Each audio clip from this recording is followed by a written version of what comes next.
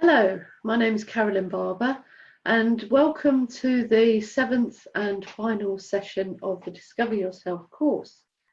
Thank you for working through the sessions with me, and today we'll bring together all the 5 components of good mental health and resilience, and look at how you can create your own personal well-being plan.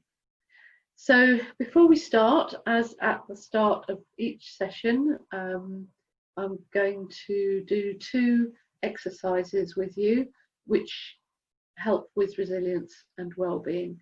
And I hope you've been practicing these daily and that you'll continue to practice them after the course is finished. So first of all, let's do the breathing exercise together. Put your feet flat on the floor. Sit upright in your chair. Just place your hands gently on your lap and close your eyes, or if that feels difficult, then just lower your lids to the floor. Now, don't breathe too deeply, just breathe normally and notice how you're breathing. So what you might want to do is put your hand on your diaphragm, which is just below your rib cage. Just hold it there gently and notice as you breathe whether that moves or not. And that will indicate how much of your lungs you're using when you're breathing. But as I said, don't force the breathing.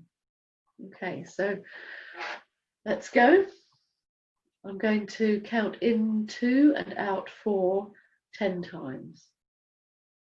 Breathe in 1, 2. Breathe out 1, 2, 3, 4. Breathe in 1, 2. Breathe out 1, 2, 3, 4. Breathe in 1, 2. Breathe out 1, 2, 3, 4. Breathe in 1, 2. Breathe out 1, 2, 3, 4. Breathe in 1, 2. Breathe out 1, 2, 3, 4. Breathe in 1, 2. Breathe out 1, 2, 3, 4. Breathe in 1, 2. Breathe out 1, 2, 3, 4. Breathe in 1, 2. Breathe out 1, 2, 3, 4. Breathe in 1, 2. Breathe out 1, 2, 3, 4. Breathe in 1, 2. Breathe out 1, 2, 3, 4. Okay, so just give your shoulders a bit of a wiggle and bring yourself back into the room. Just take a moment to orientate yourself back in the room. And now let's move on to the second exercise, which is called the 10-fingered appreciation exercise. So your 10 fingers, just count. I'm going to give you about a minute just to count on your fingers 10 things that you've appreciated or are grateful for just in the last few days, maybe in the week since we had the last session.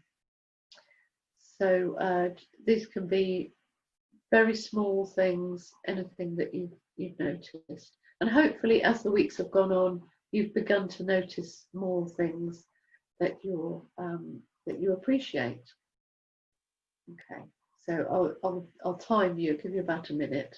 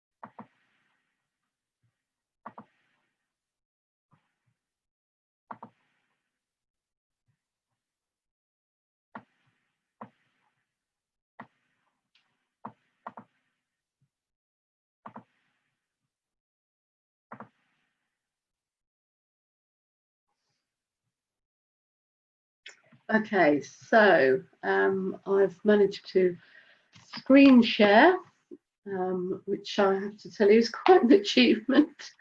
So welcome again to the final session of the Discover Yourself course.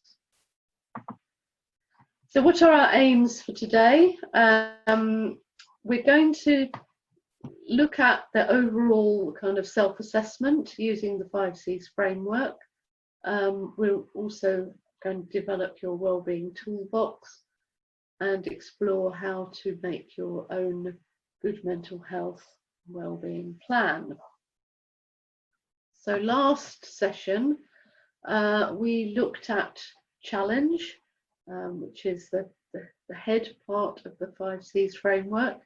And we looked at stepping outside your comfort zone, how we learn and develop, and also some ideas and guidance about how to set goals. So I asked you to identify a risk a day for 30 days. Hopefully you've had a go at some of this and practiced doing that exercise. And I also asked you to create a mind map to try and visualize your ideas, thoughts and aims for the future in relation to each of the 5 C's. And you completed the challenge self-assessment.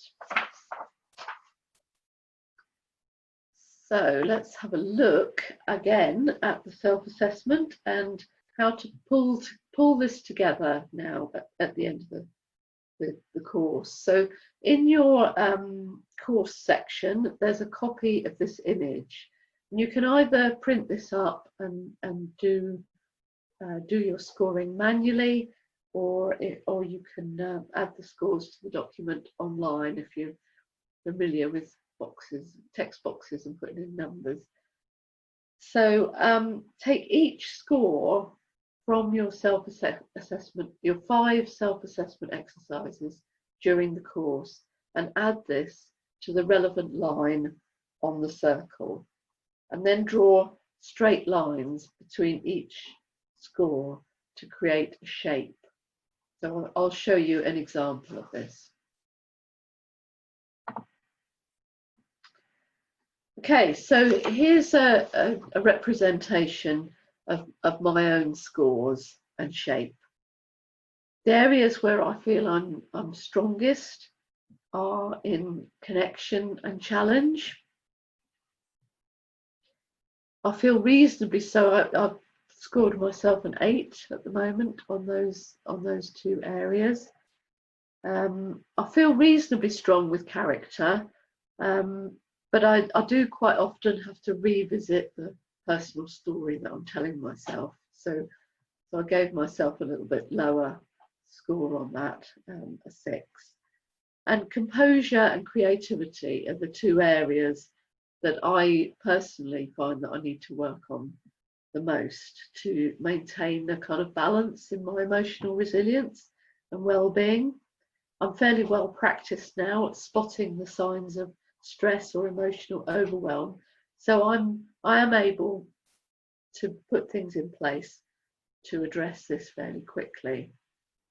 And sometimes I can use my stronger areas to build up my composure and creativity. For example, an example of this is during lockdown. I noticed that even though I had the time and I knew how important it was, somehow I just couldn't stick to a routine of mindful meditation or creative activities. And I knew it really helped me to be part of a group with the support of external expectations. So once I'd adjusted to the idea, joining a couple of online groups and stopped beating myself up that I couldn't create my own routine, this helped me generally to maintain a better psychological balance. So I'm going to introduce you now, and what I will say about these scores is everyone's shape is individual to them. So you will have areas that you're stronger in and areas that you feel you need to work on. Okay, I'm going to introduce you now to 3 different methods that you can use to build your own personal wellbeing plan, taking into account all that you've discovered through this course. So I've already introduced you to mind maps. In the last session, one of the exercises was to create your own mind map of different goals that you might set for each of the 5 C's. So you can see that shape down in the corner. And there's a couple of other visual illustrations of mind maps here that you can use. So looking at your overall 5 C's assessment chart, how does your previous mind map help you prioritize particular goals? Do you perhaps want to create another mind map, maybe focusing on specific areas of development? Mind mapping is a really simple but powerful tool for problem solving and planning. The visual elements, such as the curvy lines and colours, all help our brains to be more creative and make connections with which otherwise our linear thinking patterns don't achieve. And you might feel that you want to, rather than do this manually, is to look at mind mapping online. So I've added a link to a free mind mapping website where you can create one online if you kind of prefer the image to look more orderly. Okay, so moving on, let's think about your wellbeing toolbox. Now, this should include all the things that you feel enable you to maintain your well-being and stay well. It might include representations of family, friends, pets, activities, ways of spending your time that you get pleasure from and enjoy, such as reading, watching films or TV, listening to music, doing physical exercise, places that are significant to you. And you might want to include medication that you take that you feel helps, or complementary treatments that enable you to deal with difficult feelings or shift how you feel. For example, aromatherapy oils that help you relax and sleep. So this is something that you really need to take away and work on yourself in your own time. Follow these questions, think about what helps you do all these things. And another way of thinking about it is asking yourself, what does a good day look like? And can you write a paragraph or draw a picture, an image, or a collection of images about what a good day looks like to you? So you could do a vision board to represent your wellbeing toolbox. This time looking for images or photos that feature people, experiences or things which are important for your well-being. So previously I asked you to do a vision board that was more about just connecting with images outside of your normal thinking. So this time images, so before it was images that inspire you, motivate you, or that you identified with. This is a bit more specific, finding images that actually represent those specific things that you've identified for your well-being toolbox. So another way of doing this is to collect items, photos, images on a tray and take a photo so that it's something that you can keep. In your exercise downloads, there's an image of a box which you can use if that feels helpful, or you can create your own. And there's also an exercise called "How would you spend £1 million?" So that's another way to help you think outside the box about what really matters to your well-being. So your well-being toolbox is something that can be used for the future to help you remember what helps when it can feel difficult to do so. It's in those times when we feel stressed, depressed, anxious, that we forget, and it's good to have an actual reminder, actual physical or visual reminder of what helps in those times.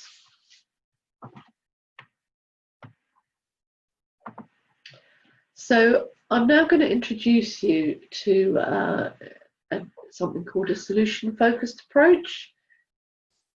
Do you remember at the start of this course, I talked about certain principles which lay behind the approach I've used in the course.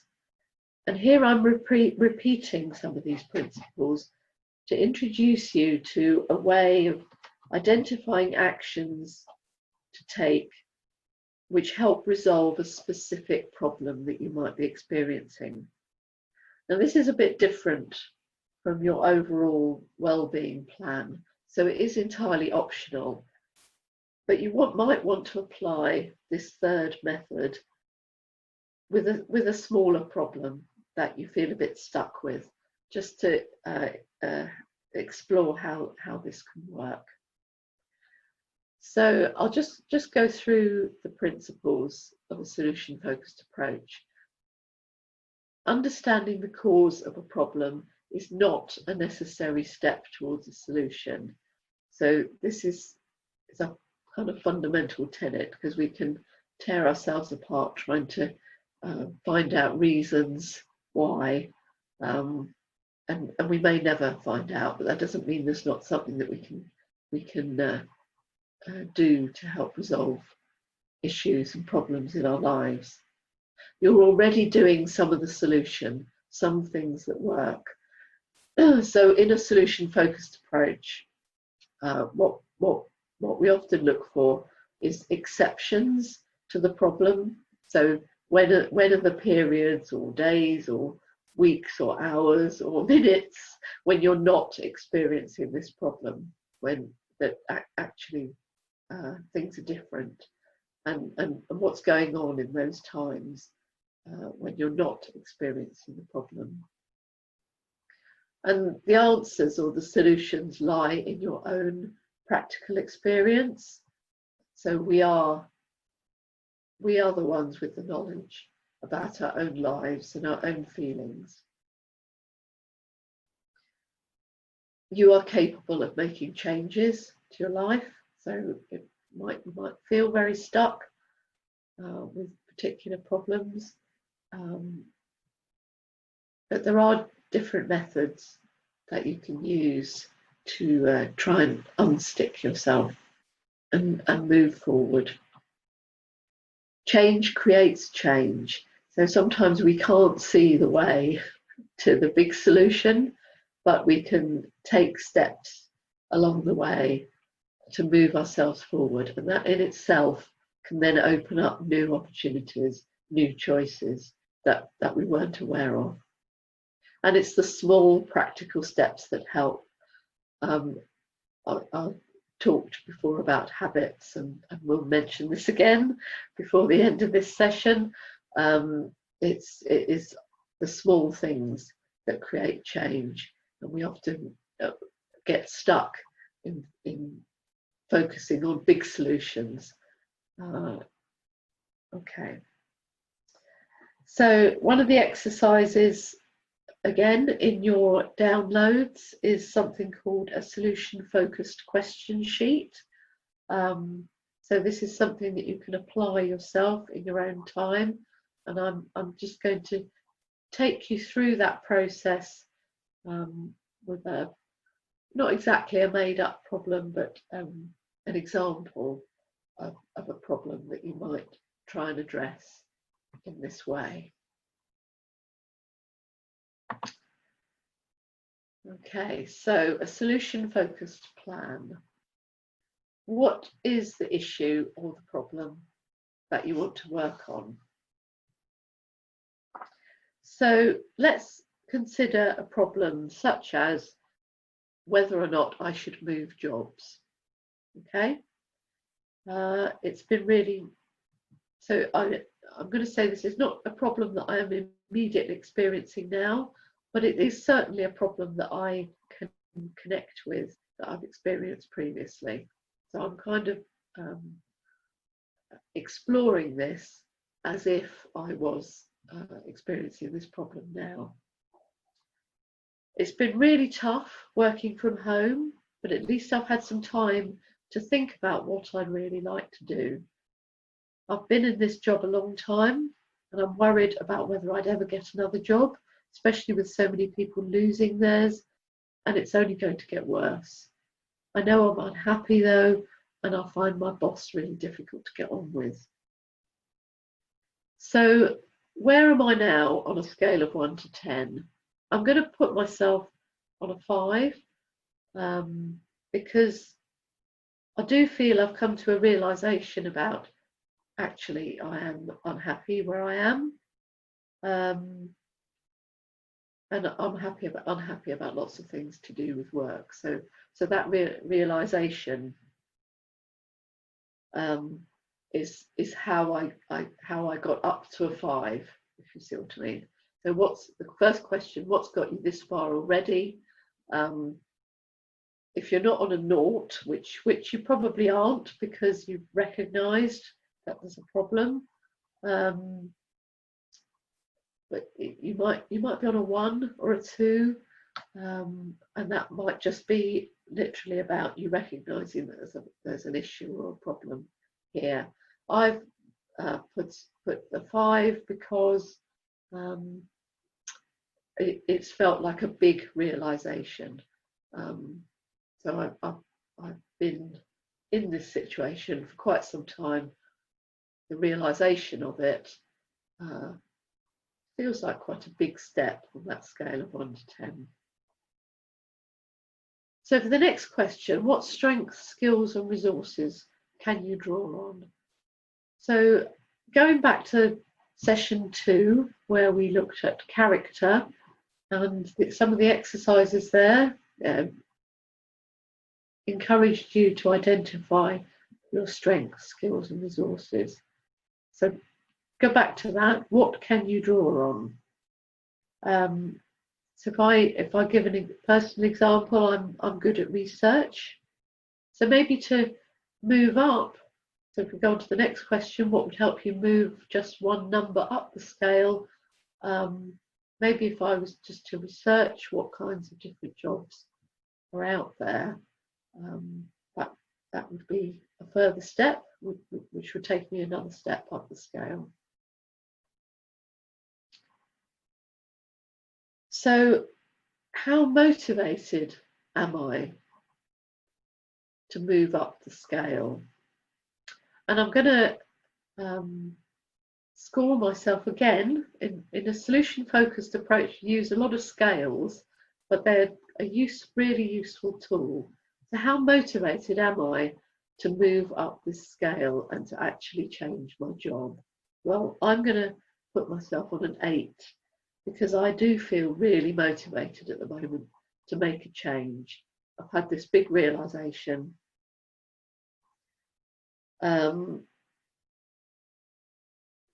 So I am feeling motivated. Okay. But how confident am I that I can move up this scale? Now that's a bit of a different kettle of fish because I don't feel confident at all. Every time I think about it, my anxieties crowd in and I worry that I could make a big mistake. At least with my current job, I know what I'm doing. So I'm going to score myself a 4 on confidence.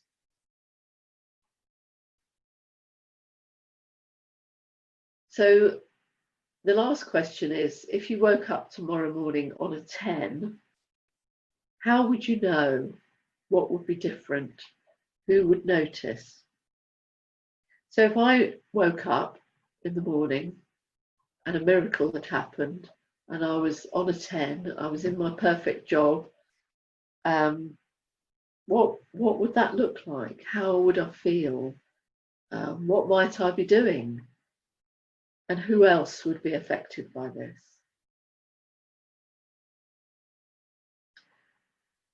So having explored your problem or your issue through these questions, which actually I think help you to look at it from some different angles, different perspectives, what actions can you take to move yourself further up the scale? And I've already identified one action, which is to research jobs. Maybe a couple of other actions might be to look at any courses or volunteering experience that might help me look at other jobs. And another action might be to get some help to prepare a CV. It's something perhaps I haven't done for a long time, and I need help from a friend or one of these organisations that help with that. So these actions that I've identified in this scenario are actually quite big actions, but none of them involve yet applying for other jobs, because that's a huge thing to do. So we're looking at this at taking the steps to move up the scale rather than jumping from where you are up to the 10 to the kind of perfect future. So your actions can be much smaller than that. It's really whatever you think is achievable in the short term, just to get you a little bit further up that scale, a little bit further and closer to your 10.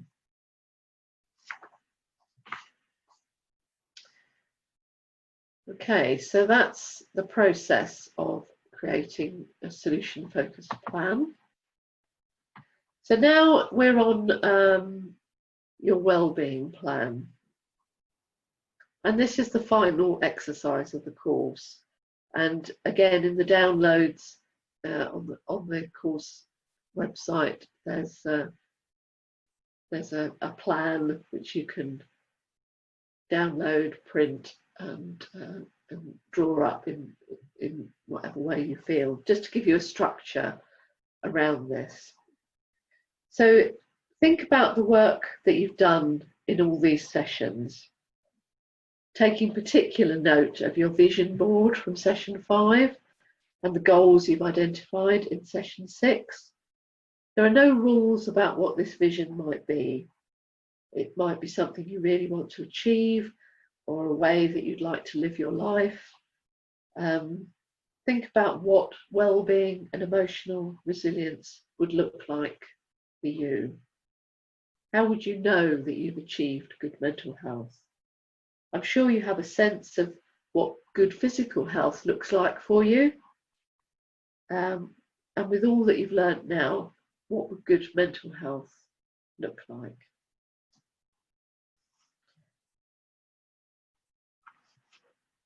So I've timed, in the sheet that you've downloaded, that is for downloading, I've identified a period of 12 months or a year for your vision for the future.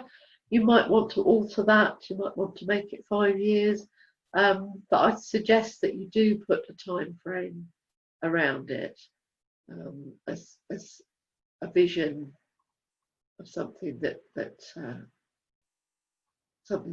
a big change that you'd like to achieve in your life. and goals or milestones. So these are your stepping stones along the way.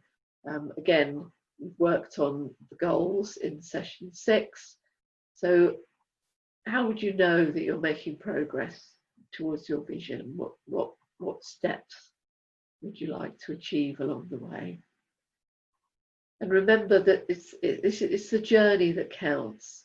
So this might change. In 6 months, you might want to do this exercise again and change your vision. But at the moment, you've got somewhere that you're aiming to get to, and you've got to think about how you're going to do that journey along the way. So weekly activities. What weekly activities have you identified during this course that are important for your well-being and that you need to maintain to keep going? What would you like to introduce into your life? So identify 3 weekly activities that you want to keep going with. And again, back to the idea of habits. So we've been doing exercises for well-being, the breathing, the appreciation. There are other daily exercises that you could identify that are really helpful for your own well-being and resilience. So again, in your well-being plan, identify 3 of those that are important for you to keep going with on a daily basis.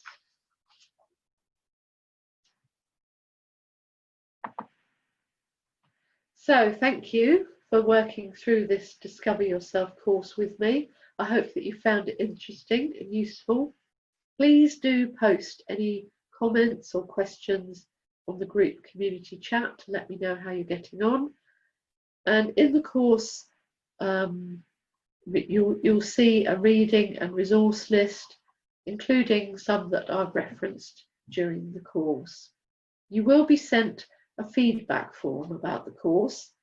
Please do complete this, as it helps me to improve and develop the programme and this particular course, and it also helps us to secure further funding so that these courses can be offered for free to reach many more people. So thank you again, and I wish you all the best on the next stage of your life's journey.